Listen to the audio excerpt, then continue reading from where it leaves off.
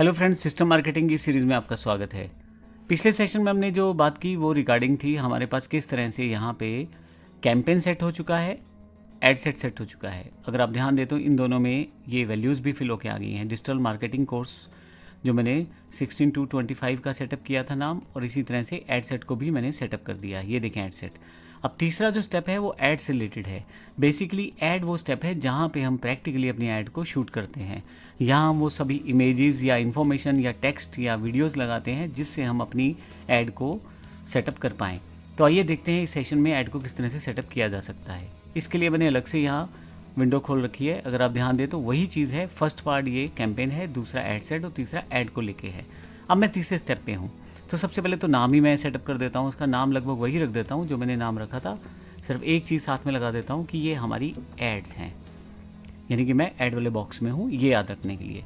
अब देखिए, सबसे पहले नाम है, फिर उसके बाद पार्टनरशिप एड्स। जैसे गूगल के काफ़ी सारे पार्टनर्स हैं, वैसे फेसबुक के काफ़ी सारे पार्टनर्स हैं जो इसके प्लेटफॉर्म को यूज़ करते हुए एडवर्टाइजमेंट से पैसा कमाते हैं। तो ऐसे प्रोसेस में अगर आप पार्टनरशिप ऐड को ऑन कर देंगे तो फेसबुक अपने प्लेटफॉर्म के अलावा उन प्लेटफॉर्म्स को भी यूज़ करेगा जहां उसकी नेटवर्क सेटअप है। तो वो लोग जो फेसबुक का नेटवर्क सेटअप यूज़ करते हैं या टेक्नोलॉजी यूज़ करते हैं और ऐड से पैसा भी कमाते हैं, तो वहाँ पे इस आपकी वाली ऐड को दिखाया जाए या ना दिखाया जाए, ये यहाँ से आप ऑन ऑफ कर सकते हो। दूसरा आइडेंटिटी। मैंने फेसबुक पेज पहले सेलेक्ट कर लिया था, तो यहाँ आइडेंटिटी में मेरे पास ये ऑलरेडी सिलेक्टेड आ रहा है। इसके अलावा थोड़ी सी नीचे की तरफ जाएं, अगर आपका कोई इंस्टा अकाउंट है तो वो भी आप सेटअप कर सकते हैं। अब ऐड सेटअप पे आपको आना है, ये इंपॉर्टेंट पार्ट है। यहाँ पे ऐड जो सेटअप होती है आपके पास दो तरह से, यहाँ पे सिंगल और कैरोजोल, दोनों तरह की ऐड आप सेटअप कर सकते हो। जब आप क्लिक करोगे सिंगल ऐड पे तो राइट साइड पे आपको दिखाया जाएगा वो ऐड कैसी दिखाई देगी। हालांकि अभी मैंने कुछ भरा नहीं है तो खाली है। अब जैसे जैसे भरेंगे हमारे पास वो ऐड वहाँ बननी शुरू हो जाएगी। इस नोटिफिकेशन को भी मैं हाइड कर लेता हूँ। तो आप देखेंगे यहाँ पे माउस रखेंगे तो ये आपको दिखाएगा ऑल डिवाइसेस पे कैसा दिखाई देगा। पर्टिकुलरली अगर आप इंस्टा यूज़ करते हैं या इंस्टा वीडियोस यूज़ करते हैं फेसबुक के, तो वहाँ कैसा दिखाई देगा। इसके अलावा फिर से आगे स्टोरीज और रील्स में वो कैसा दिखाई देगा ऐड, और फिर फाइनली आपके पास सर्च रिजल्ट्स में कैसे दिखाई देगा। मैं वापस ऑल वाला ऑप्शन ले लेता हूँ। यहाँ थोड़ी सी नीचे की तरफ चलते हैं। इंस्टा मुझे नहीं सेटअप करना है, यहाँ पे ऐड सेटअप करना है। मैं अभी बड़ी सिंपल सी ऐड बनाना चाहता हूँ, सिंगल इमेज या वीडियो वाली। प्रोसेस लगभग सेम रहेगा। आपको अगर एक से ज़्यादा इमेजेस को ऐड करना है या वीडियो को ऐड करना है तो आप इसको यूज़ कर सकते हैं, और अगर आप सिंगल इमेज को ऐड करना चाहते हैं तो उसको सिंगल में यूज़ कर सकते हैं। अब मैं आपको एक बात बताता हूँ, मेरे पास पहले से एक ऐड यहाँ कैरोजोल में अवेलेबल है डेमो के रूप में। तो आप देखें यहाँ पे उसने उसका टेम्पलेट उठा लिया है और आपको यहाँ प्रीव्यू के रूप में दिखाई जा रही है वो ऐड। अब ये ऐड मैंने पहले से सेटअप की थी जिसमें मेरा लोगो है और यहाँ पे एक टाइटल दे दिया गया है बड़ा। उसके बाद मेरी ऐड के फीचर बता दिए गए हैं जो मेरा बंडल है, और नीचे की तरफ संपर्क नंबर, और कंटिन्यू करते ही वो व्यक्ति अपना नंबर डाल के मेरे से जुड़ सकता है। तो एक तरह से फॉर्म जुड़ जाएगा। इस तरह की ऐड को हम लोग यहाँ भी सेटअप करेंगे।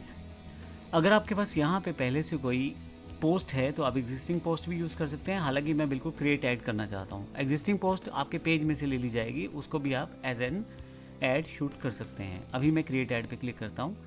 फिर मुझे बताना है कि फॉर्मेट कैसा हो ऐड का। तो मैं सिंगल इमेज वाला ऐड चाहता हूँ या मैं सिंगल वीडियो भी लगा सकता हूँ। कैरोजल का मतलब है एक से ज़्यादा वीडियोस या एक से ज़्यादा टेक्स्ट लिख के या एक से ज़्यादा इमेजेस लगा के मैं यूज़ कर सकता हूँ। अभी मैं सिंगल इमेज ले लेता हूँ। मल्टी एडवर्टाइज़र का मतलब ये है कि आपकी ऐड जहाँ पे बाकी एड्स शो की जाती हैं वहाँ पे हमारी ऐड भी शो की जाएगी। कुछ इस तरह की फ्रेमवर्क जो फेसबुक यूज़ करता है। अभी मैं इसे अनचेक रखता हूँ। डेस्टिनेशन पे चलते हैं। अब अगर आप ध्यान दें तो यहाँ नीचे की तरफ इंस्टेंट फॉर्म है। मैंने आपको बताया था कि जो मेरा मोटो था, जो मेरा ऑब्जेक्टिव था, वो लीड पिक करना था, यानी कि उन लोगों का डेटा लेना था जो लोग मेरे प्रोडक्ट में इंटरेस्टेड हो सकते हैं। तो यहाँ पे उन लोगों का डेटा मेरे पास पहुँचेगा कैसे, इसके लिए फेसबुक मेरे से एक फॉर्म तैयार करवाएगा। यहाँ पे एक बिल्कुल आप built your own unique form तैयार कर सकते हैं। लेकिन आप इस पर क्लिक करें या आप पहले से बने हुए किसी फॉर्म को डुप्लीकेट करें, बात एक ही है। अभी मैं आपको डुप्लीकेट फॉर्म इसलिए दिखा रहा हूँ ताकि आपको पहले से भरी हुई फील्ड से जानकारी मिल जाएगी क्या क्या चीज़ें हमें भरनी होती हैं।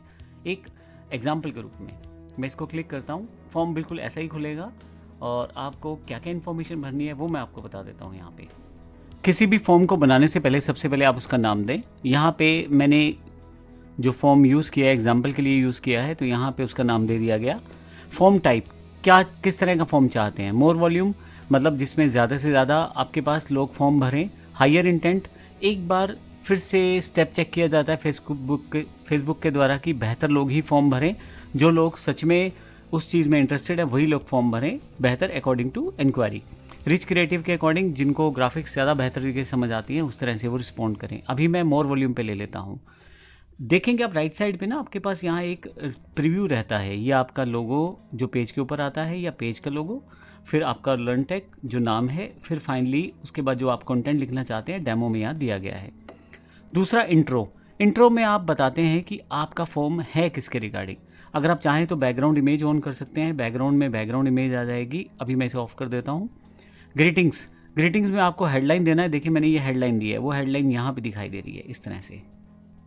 फिर आपको पैराग्राफ या लिस्ट में से जो भी आप दिखाना चाहते हैं, यहाँ से पैराग्राफ ले लेता हूँ। तो ये नीचे की तरफ जो मेरा कंटेंट था, ये एक इंग्लिश की ऐड थी, उसके अकॉर्डिंग यहाँ पे इन्फॉर्मेशन दी गई है, देखें आप। तो वो इन्फॉर्मेशन मैंने यहाँ पास की है ताकि जो व्यक्ति फॉर्म भरने जा रहा है उसको आइडिया रहे कि क्या क्या चीज़ें यहाँ पे अवेलेबल हैं। हर एक चीज़ में कुछ लिमिट दिया हुआ है, जैसे यहाँ पे 60 कैरेक्टर का लिमिट है, तो उसके अकॉर्डिंग ही आप अपने टाइटल को सेटअप कर सकते हैं। फिर से ये दूसरा स्टेप कंप्लीट होता है। तीसरा जो स्टेप है क्वेश्चंस का मतलब क्या है, बेसिकली आप क्या जानकारी लेना चाहते हैं अपनी ऑडियंस से। जैसे कि मुझे उसका मोबाइल नंबर चाहिए ताकि मैं उससे बातचीत कर सकूं और अपने प्रोडक्ट के बारे में समझा सकूं। ज़्यादा इजी करने के लिए मैंने यहाँ पे आपका संपर्क नंबर हिंदी में टाइप कर दिया है ताकि वो व्यक्ति जब टाइप करे तो उसे आइडिया रहे कि इसके बारे में क्या लिखा है। आप इंग्लिश हिंदी जिसका मर्जी यूज़ कर सकते हैं। अब इसमें वीडियो की ऐड है जिसमें वाइट लेबल वीडियो बेचता हूँ, तो यहाँ पे पूछा जा रहा है कि आप उस वीडियो को कहाँ यूज़ करना चाहते हैं। आप देखेंगे यहाँ ना आपका संपर्क नंबर कुछ इस तरह से बन के आ रहा है। मैं यहाँ पे इसको चेंज भी कर सकता हूँ, जैसे मैं कॉन्टैक्ट नंबर, अगर मैं ये करूँगा तो देखो यहाँ ये अवेलेबल हो जाएगा। अभी मैं Ctrl+Z कर देता हूँ, जो पहले था उसको वहीं रहने देता हूँ। फिर से मैंने 2 क्वेश्चन यहाँ पे सेटअप किए हैं। आप चाहो तो ऐड क्वेश्चन करके यहाँ और भी क्वेश्चन सेटअप कर सकते हो। जैसे एग्जांपल मैं यहाँ शॉर्ट आंसर ले लेता हूँ और सपोज मैं यहाँ से ये करंट लोकेशन ले लेता हूँ। तो यहाँ पे मेरे पास ये क्वेश्चन पूछा जाएगा और उसका आंसर ये दिया जा सकता है। हालांकि मैं इसको डिलीट भी कर देता हूँ, मुझे ये अभी नहीं ऐड करना। रीज़न, बहुत ज़्यादा क्वेश्चन अगर पूछे जाते हैं तो जो व्यक्ति फॉर्म भर रहा है वो इरिटेट होके फॉर्म नहीं भरेगा और आप पे इंक्वायरी नहीं आएगी। कम से कम फील्ड जो आपको इंपॉर्टेंट है, द मोस्ट इंपॉर्टेंट है, वही आप उसमें रखें। थोड़ा सा नीचे की तरफ चले जाए तो कॉन्टैक्ट इन्फॉर्मेशन, अब वहाँ डिस्क्रिप्शन में आपको जानकारी देनी है कि आप किस लिए इसका यूज़ करेंगे। फिर आपके पास कुछ पैरामीटर मैंने पहले से ही चूज़ के लिए, जैसे full name, email, phone number, already कुछ पैरामीटर मैंने पहले से ही सिलेक्ट कर लिए, जैसे full name, email, phone number, ये पहले से ही मैंने फेसबुक के पास डेटा पड़ा है उसी का यूज़ कर लिया। ऐड कैटेगरी करके मैं यहाँ से और भी डेटा ले सकता हूँ, जैसे मैं सिटी ले सकता हूँ। तो ये वाला इन्फॉर्मेशन उसे भरना नहीं है, ये इन्फॉर्मेशन फेसबुक मुझे डायरेक्टली मेरे पास लीड फॉर्म में वापस कर देगा। मैं यहाँ से हटा देता हूँ। तो ये 3 चीज़ें मुझे चाहिए, तो वो 3 चीज़ें यहाँ से सिलेक्ट कर लेता हूँ। जो व्यक्ति फॉर्म भरेगा उसका नाम, ईमेल और फ़ोन नंबर मेरे पास आ जाएगा। अब देखिए कई बार क्या होता है, फ़ोन नंबर लोगों के चेंज हो जाते हैं। पुराने फ़ोन नंबर से फेसबुक चल रहा है, लेकिन नया फ़ोन नंबर जो है वो आज की डेट में उसने किसी दूसरी कंपनी का ले लिया है। तो ऐसे प्रोसेस में मैंने ऊपर की तरफ इसीलिए फ़ोन नंबर मांगा था ताकि मेरे पास आज का करंट फ़ोन नंबर आ जाए और फेसबुक मुझे पुराना फ़ोन नंबर तो यहाँ से अवेलेबल करवा ही देगा ताकि मैं उससे बातचीत कर सकूँ। इसके बाद प्राइवेसी पॉलिसी आपको मेंशन करनी पड़ती है। प्राइवेसी पॉलिसी में आप किसी वेबसाइट पे रख के अपना कुछ प्रोसेस कर सकते हैं, जो भी आपका ये प्राइवेसी पॉलिसी है। ऑनलाइन बहुत सारी वेबसाइट्स आती हैं जहाँ प्राइवेसी पॉलिसी फ्री में बना के दी जाती है। आपको सिर्फ टाइप करना है फेसबुक प्राइवेसी पॉलिसी। इसके अलावा मैं आपको ये भी बता देता हूँ कि आप अगर प्राइवेसी पॉलिसी बनाना चाहते हैं तो आप सिलेक्ट करें इसको। सिंपल तरीका बता रहा हूँ, सबसे बेहतर ChatGPT पे जाएं और यहाँ टाइप करें privacy policy for my ad for Facebook. थोड़ा सा इसको एलिब्रेट कर देते हैं। प्रोवाइड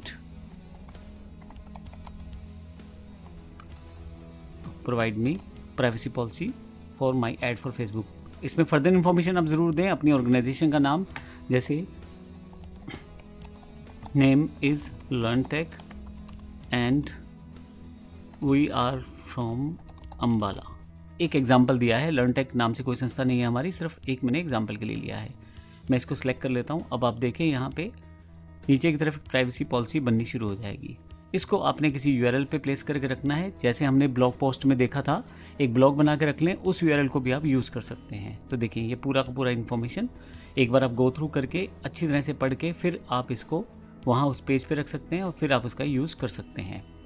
मैं वापस फिर से ऐड पे वापस आ जाता हूँ। तो ये एक लिंक है जहाँ मैंने इसको पहले से रखा हुआ है, उस लिंक का यूज़ करके हम करते हैं। थोड़ा सा नीचे की तरफ जाएँ, जो टेक्स्ट है वो क्या आना चाहिए, visit learn text privacy policy. यहाँ देखें नीचे की तरफ ये आ रहा है यहाँ पे, और फर्दर कुछ इन्फॉर्मेशन आप देना चाहते हैं तो वो भी। फाइनली एंडिंग पे, एंडिंग कैसे हो, अब आप जो क्या मैसेज दिखाना चाहते हैं जब आप एंडिंग करना चाहते हैं, thanks you are all set या thanks for providing us information, कुछ इस तरह का मैसेज आप डाल के एंड कर सकते हैं। डिस्क्रिप्शन में ये ऑप्शनल है लेकिन आप दे सकते हैं, you can visit our website और एग्जिट द फॉर्म नाउ। तो यहाँ से वेबसाइट के रिगार्डिंग इन्फॉर्मेशन दी गई है। फिर एक वेबसाइट का लिंक मैंने यहाँ पेस्ट कर दिया है। इस वेबसाइट के लिंक पे जाके वो व्यक्ति अलग इन्फॉर्मेशन देख सकता है। आप फाइल भी सेटअप कर सकते हैं, बिजनेस कॉल का देंगे तो वहाँ नंबर देना पड़ेगा आपको, और भी ये चीज़ें आप सेटअप यहाँ से कर सकते हैं। फाइनली थोड़ा सा नीचे की तरफ जाएंगे तो व्यू वेबसाइट, क्योंकि बटन कौन सा दिखाना चाहता हूँ, व्यू वेबसाइट। अगर यहाँ से मैं कॉल का ऑप्शन ले लूँगा तो फिर मैं यहाँ से कॉल का बटन भी ले सकता हूँ यहाँ से नीचे की तरफ से। ये सब करने के बाद आपके पास फाइनली क्रिएट फॉर्म पे क्लिक करना है और आपका फॉर्म बन जाएगा।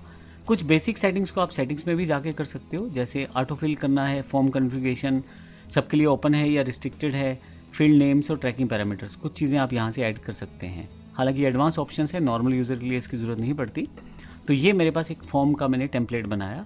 अब मैं इसको कॉपी करना चाहता था, आपको याद होगा, लेकिन अब मैं इसको कॉपी करना चाहता हूँ डिजिटल मार्केटिंग के लिए। तो इस फॉर्म का नाम ही मैं डिजिटल मार्केटिंग रख देता हूँ और जो मेरा डेट टाइम है वो डाल देता हूँ, ताकि मुझे याद रहे कि ये मैंने कब बनाया था और किस सेगमेंट के लिए बनाया था, ताकि डेटा जब मेरे पास आए उसकी इन्फॉर्मेशन आती रहे। या इंट्रो सेम रखनी है मुझे, वहाँ पे चेंज करना है इसको, फॉर्म के इस टाइटल को। अब यहाँ थोड़ा सा रिवर्स है, मैं पहले फॉर्म बना रहा हूँ उसके बाद ऐड बनाऊँगा। तो अब मैं चैट जीपीटी पे मैंने जो ऐड बनाई थी उसको यूज़ कर लूँगा यहाँ पे मैं, ये वाली, और इसको मैं टाइटल को यहाँ से कॉपी कर लूँगा और यहाँ जाके यहाँ पेस्ट कर दूँगा। देखें, और ये वाला डबल हो गया तो इसे हटा देता हूँ और फिर से वापस जाऊँगा यहाँ पे। अब इसमें आप क्या सीखेंगे वो जानकारी यहाँ से कॉपी करके रख लेता हूँ, control C, control A, control V, ताकि मेरे पास ये वाली चीज़ आ जाए। और इसके अलावा इसको नेक्स्ट कर देता हूँ। इन्फॉर्मेशन मुझे यही चाहिए तो मैंने इन्फॉर्मेशन को छेड़ा नहीं है, वो लगभग वही वाला चाहिए। और यहाँ पे जो करंट यूआरएल होगा या जो भी चीज़ें मेरे पास रहेंगी वो सेट कर दूंगा यहाँ से मैं। फाइनली कहाँ लेके जाना चाहता हूँ, वेबसाइट का नाम मैं दे दूँगा। तो मान लीजिए जो भी वेबसाइट है मैं यहाँ पे प्लेस कर देता हूँ और यहाँ से क्रिएट फॉर्म करना है। जैसे आप क्रिएट फॉर्म करेंगे आपके पास ये देखिए फॉर्म आ गया है। इस फॉर्म का फ़ायदा क्या होगा, जब भी कोई व्यक्ति ये वाली आपकी ऐड भरेगा तो आपके पास डेटा इस फॉर्म में आएगा। हम आने वाले सेशन में देखेंगे डेटा किस तरह से हम ले सकते हैं या डेटा किस तरह से हम प्राप्त करेंगे फेसबुक से और कैसे उसका यूज़ कर सकते हैं। अभी के लिए एक फॉर्म तैयार हो गया है, जब कोई आदमी आपकी ऐड को भरेगा, जब भी कोई व्यक्ति आपकी ऐड को भरेगा तो यहाँ पे इन्फॉर्मेशन आपके पास सप्लाई हो जाएगी। तो इस सेशन में हमने देखा किस तरह से हमने अपनी ऐड के एडवर्टाइजमेंट पार्ट को कवर किया है। इस सेशन में तो हमने अभी फॉर्म बनाना ही सीखा है और उसको सेटअप करना सीखा है, और हम लोग जो है नेक्स्ट सेशन में बात करेंगे किस तरह से हम एड्स क्रिएटिव को ऐड करेंगे ताकि हमारी जो ऐड है वो कंप्लीट हो जाए, और फिर हम देखेंगे इस ऐड को कैसे यूज़ किया जाता है। धन्यवाद।